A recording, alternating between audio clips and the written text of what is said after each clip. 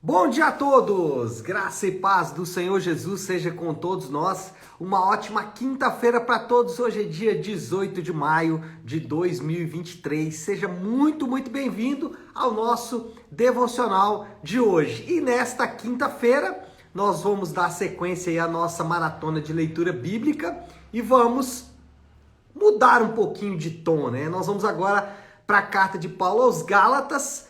E por que uma mudança de tom? Se lá com Tito, Paulo estava bem mais pastoral, talvez ali meio professor, ensinando bastante, aqui Paulo continua ensinando, porém agora de uma maneira mais apologética, mais dura, mais direta, porque ele exatamente estava enfrentando um grande problema ali, uma grande controvérsia na região da Galácia. Mas deixa eu ler o texto aqui, que vai dar base para toda a carta de Paulo aos Gálatas.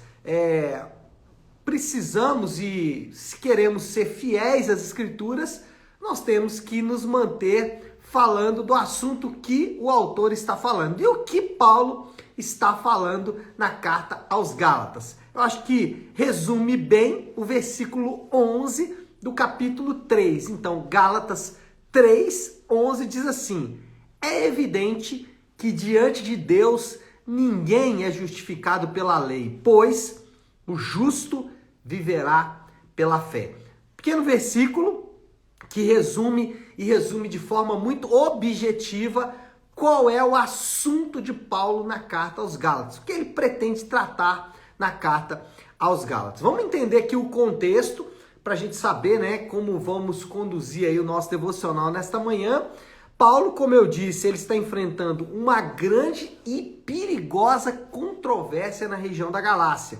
Qual era a controvérsia? Alguns judaizantes, quem são os judaizantes? São aqueles defensores dos rudimentos da lei. Eles eram muito comuns nas primeiras igrejas, nas igrejas ali do século I, né? Qual era a ideia por trás desses judaizantes? Era o seguinte: ok, nós somos salvos pela graça, somos salvos pela fé, o justo vive pela fé, porém alguns rudimentos da lei precisam ser preservados. A circuncisão, por exemplo, a observância da guarda irrestrita do sábado como maneira de ser justificado diante de Deus. Então, esses judaizantes, eles penetraram, infiltraram-se ali no meio dos irmãos, tentando convencer esses irmãos a retomar as práticas da lei, especialmente essas duas que eu falei aqui, mas outras mais ali relacionadas às cerimônias. E Paulo, então, precisa escrever aqui essa correspondência, onde ele vai responder a estes judaizantes e principalmente vai reforçar uma doutrina que é tão valiosa para nós enquanto crentes, que é a justificação pela fé. Então, a resposta de Paulo a esses judaizantes vai em três direções. Primeiro, Paulo vai estabelecer a diferença entre fé e lei. Já no versículo seguinte, o versículo 12, a parte A do versículo 12, Paulo fala assim: a lei não é baseada na fé. Então, basicamente, ele vai dizer qual que é a diferença entre lei e fé. A base das duas é que vai ser a grande diferença. A diferença prioritária está na confiança.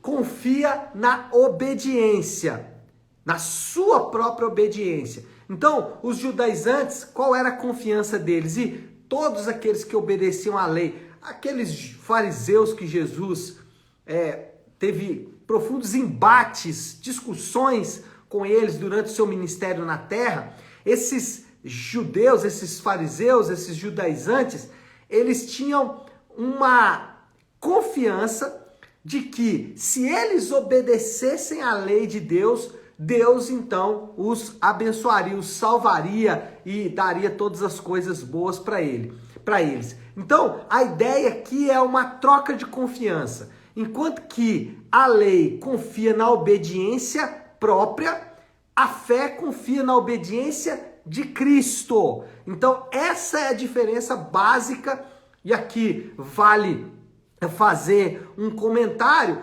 que a lei, ela não é ruim. e ela também não pode ser descartada facilmente. Tá? O problema está na forma de aplicar a lei. Lei não deve ser descartada. Não podemos jogar a lei fora, dizer, olha, a lei não presta mais e não precisamos mais obedecer à lei. Não é isso que Paulo está ensinando. Inclusive aqui no próprio texto, ele vai em algum momento dizer isso, que a lei é boa, e de fato é boa. A questão não é se a lei deve ser utilizada ou não, é a forma como a lei é utilizada. A aplicação da lei é que é o problema. Os judaizantes diziam que eles deveriam obedecer para obter a bênção de Deus. O que Paulo estava ensinando é que nós devemos confiar na obediência de Cristo e pela fé, ou seja, pela confiança que temos na obediência de Cristo, nós somos então abençoados ou justificados, para usar o termo que Paulo usa aqui. Então, a primeira coisa que Paulo vai dizer é qual que é a diferença entre lei e fé. Um está baseado na nossa obediência, outro está baseado na obediência de Cristo. E Paulo defende que a baseada na obediência de Cristo é que é a correta.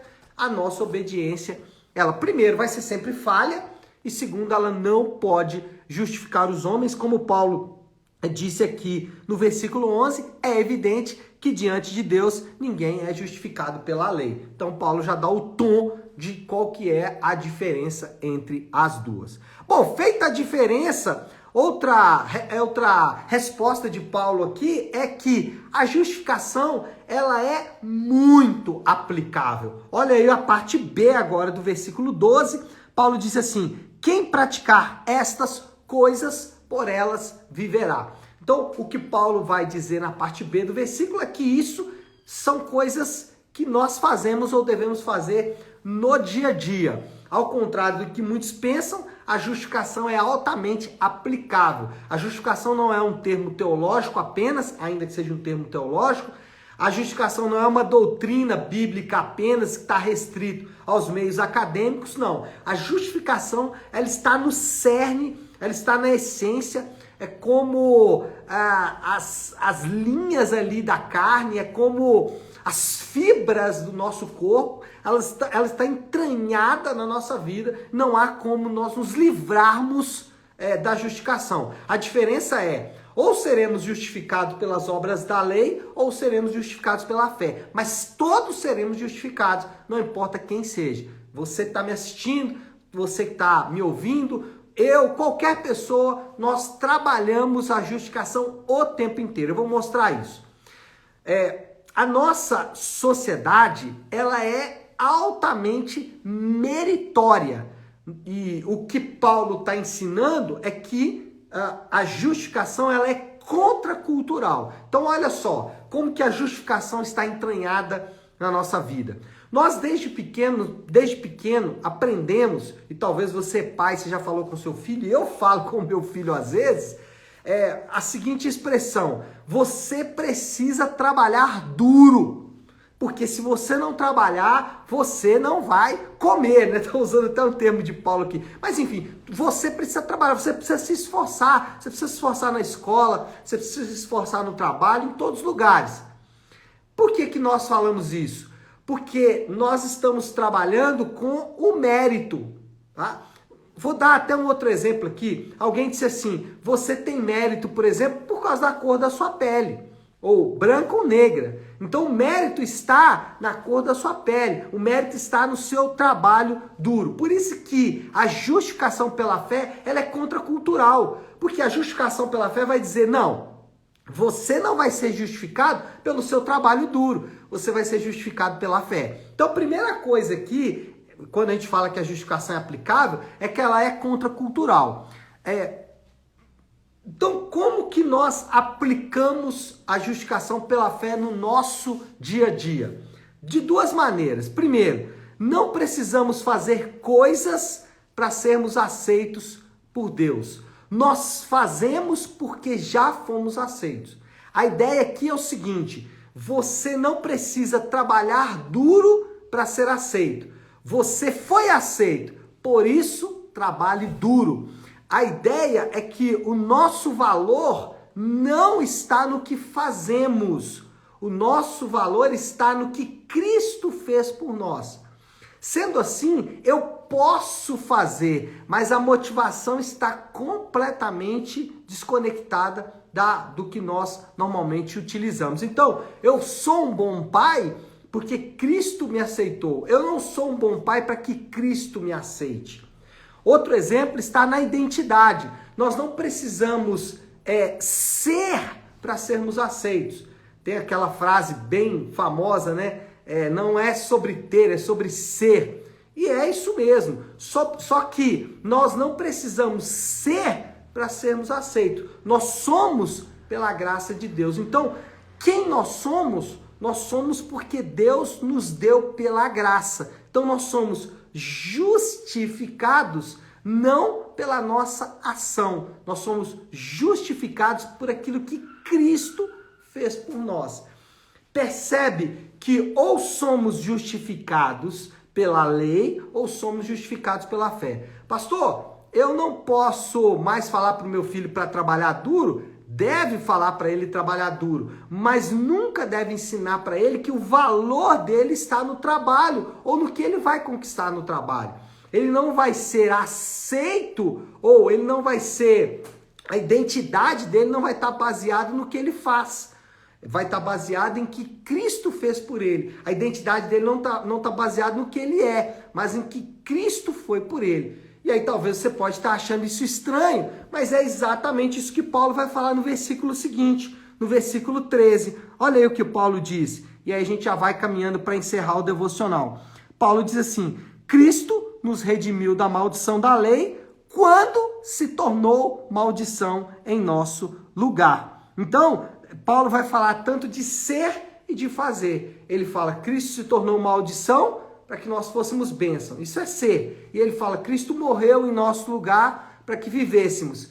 Isso é fazer. Então ele vai dizer que Cristo foi e fez exatamente para que nós não precisássemos ser ou fazer. E porque ele fez por nós e foi por nós, nós podemos ser de fato quem somos. A nossa identidade é baseada no que ele fez por nós. A nossa vida é baseada no que ele fez por nós. Então, basicamente é isso que Paulo vai trabalhar aqui na carta aos Gálatas. E eu preciso ir finalizando aqui. Qual é a moral da história? A moral da história é a justiça do evangelho pela fé coloca os crentes em contato com as verdadeiras promessas de Deus. Quando entendemos a justificação pela fé, podemos de fato experimentar as promessas de Deus. Quando continuamos tentando fazer as coisas para alcançar o favor de Deus, aí nós vamos viver pela lei. E viver pela lei é cansativo. Quando entendemos que o que o Senhor Jesus fez por nós e já somos totalmente aceitos diante de Deus, podemos ser de fato quem somos e podemos fazer as coisas não mais para alcançar o favor de Deus, mas porque alcançamos o favor de Deus. Desafio do Léo para esta quinta-feira. Como podemos aplicar, né? Já dei aqui vários exemplos, mas vou para uma aplicação final aqui. Qual é a aplicação final?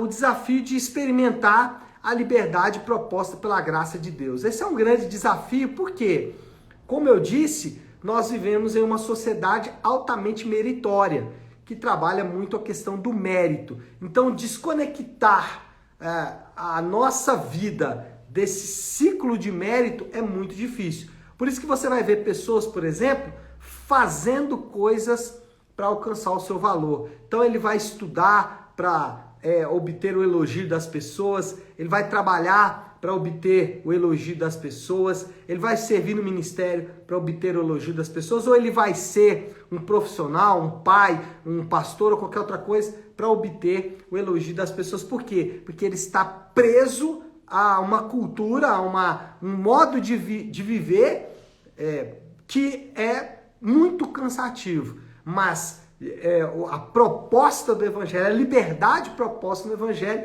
é exatamente essa. Como já foi feito algo por mim, eu respondo a isso. Eu não vivo para que isso aconteça na minha vida, mas eu respondo a isso que aconteceu. Então eu posso sim fazer as coisas, mas agora não mais o meu valor está no que eu faço. Eu posso ser sim, mas o meu valor não está no que eu sou. O meu valor está no que Cristo fez por mim e no que Cristo é por mim. Eu coloco o meu valor e a minha identidade fora de mim mesmo e aí posso experimentar a verdadeira liberdade. É isso que a carta de Paulo aos Gálatas está propondo. Bom, vamos orar, vamos colocar tudo isso aí diante de Deus, sabendo que isso é um grande desafio. Vamos pedir que o Senhor nos dê graça para viver desta maneira e experimentar essa liberdade que foi nos proposta em Cristo Jesus. Vamos orar? Querido Deus, Pai de amor e graça, Senhor, nós queremos reconhecer que a Tua palavra nos desafia, Senhor, a um modo de viver completamente diferente. Não por acaso o Senhor nos disse, através do apóstolo Paulo, que devemos transformar a nossa mente, porque a nossa mente, ela é ligada às obras de justiça e precisamos olhar para as obras que o Senhor realizou por nós e quem o Senhor é por nós, e assim obter o nosso valor e a nossa identidade. Muitas vezes, Pai, nós colocamos aquilo que somos e aquilo que fazemos como prioridade na nossa vida, mas devemos olhar para aquilo que o Senhor fez e aquilo que o Senhor nos transformou através do Teu Evangelho, através do Teu sacrifício na cruz. Nós oramos, entendemos que isso é um grande desafio e pedimos que o Senhor nos ajude, Pai. Assim oramos em nome de Jesus. Amém. Amém, meu povo? Bom, então é isso. Nós vamos ficando por aqui. Que Deus te abençoe. Uma excelente quinta-feira para todos. Fiquem com Deus.